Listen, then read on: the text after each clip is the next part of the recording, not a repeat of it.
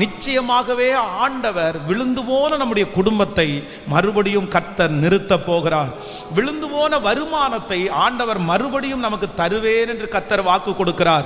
விழுந்து போன சரீர சுகத்தை ஆண்டவர் நமக்கு தருவேன் என்று கர்த்தர் வாக்கு கொடுக்கிறார். யாரெல்லாம் தங்களுடைய வாழ்க்கையிலே திரும்பி இனி நான் அந்த மாதிரி ஒரு சந்தோஷத்தை நாம் பார்ப்பேனா, மறுபடியும் என் வாழ்க்கை இப்படி கட்டப்படுமா, மறுபடியும் அந்த காரியத்தை என் குடும்பமா செய்ய முடியுமா, நீங்கள் எந்த காரியத்தை குறித்து கலங்கி போயிருக்கிறீர்களோ, இது மனுஷனுடைய வார்த்தை அல்ல, இது கர்த்தருடைய வார்த்தை சொல்லுது.